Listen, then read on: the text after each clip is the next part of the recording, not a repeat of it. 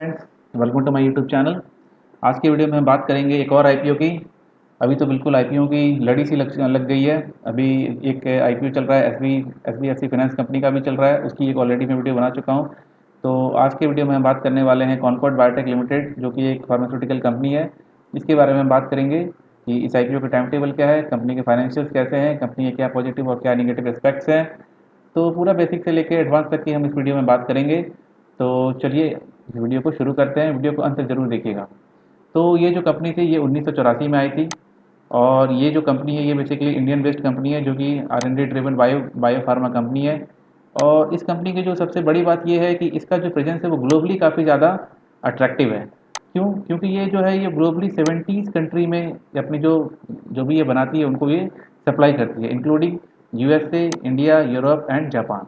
ठीक है। तो कंपनी काफ़ी पुरानी है, कंपनी का जो प्रेजेंस है वो ग्लोबली काफ़ी साउंड है।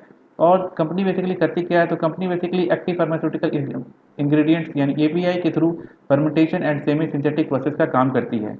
ये काफ़ी जो इनका जो बिजनेस मॉडल है ये काफ़ी यूनिक है। ठीक है। तो ये हमने बात कर ली कि कंपनी कब आई थी, कंपनी की प्रेजेंस कहाँ कहाँ है, और कंपनी किस प्रोसेस को यूज़ करके वो बेसिकली अपनी सारी जो बनाती है काम वो क्या करती है वो हमने देख लिया। ठीक है। अब हम बात कर लेते हैं कि कंपनी की जो आईपीओ डिटेल है।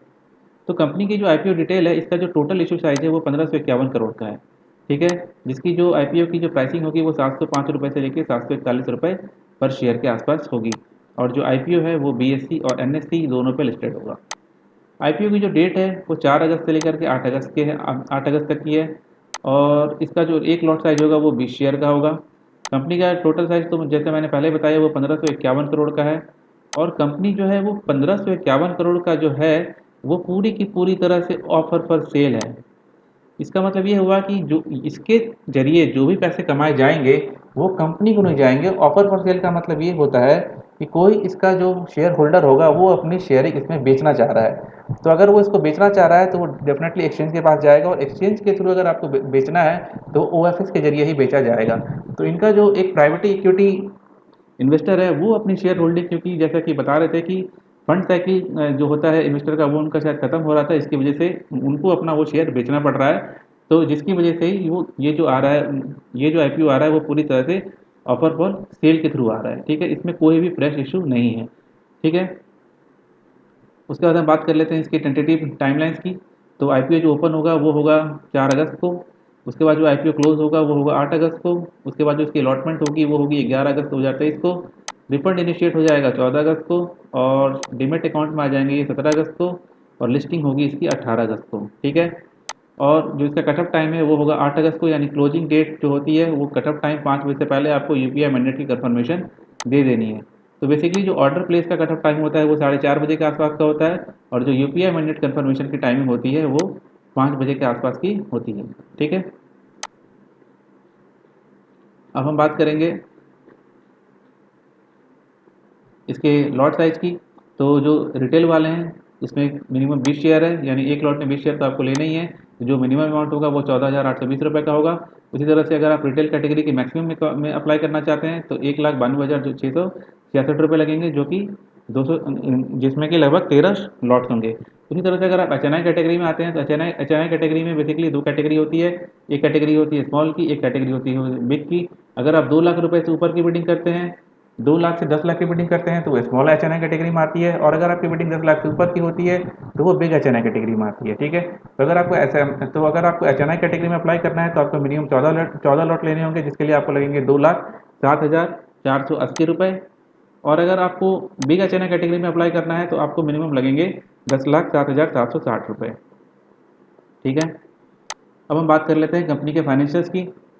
तो कंपनी का जो फाइनेंशियल है वो अगर हम देखें 31 मार्च 2021, फिर उसके बाद 2022 और फिर 2023।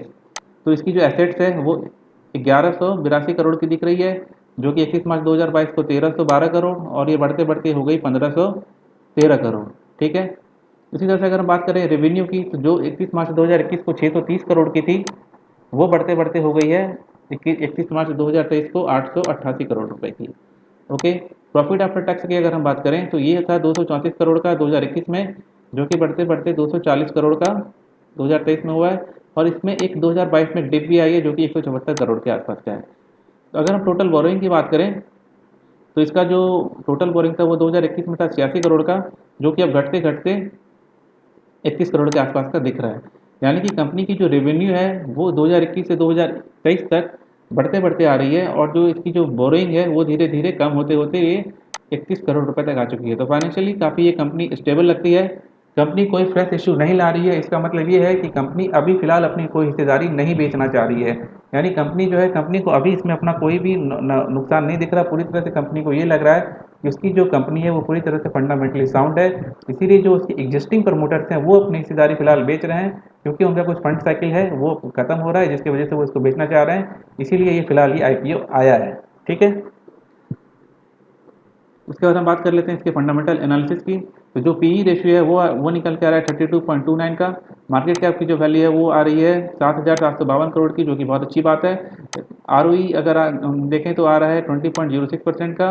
इसी तरह से आरओसीई जो आ रहा है वो आ रहा है 24.27% का।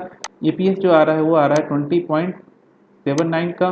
और जो रिटर्न ऑन नेटवर्थ आ रहा है वो आ रहा है निकल के 20% के आसपास का।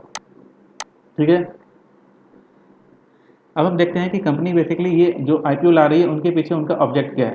तो बेसिकली इनका ऑब्जेक्ट ये है कि जो उनके प्रमोटर थे उनको अपनी जो एग्जिस्टिंग शेयर होल्डिंग थे उनको बेचना था।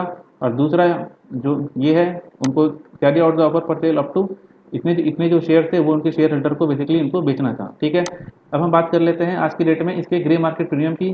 तो अगर हम देखें तो जो जीएमपी चल रहा है वो इसका आज की डेट में चल रहा है 185 रुपीज़ के आसपास। या तो हम ये कहें कि ये 25% के आसपास का इससे ग्रे मार्केट प्रीमियम दिख रहा है।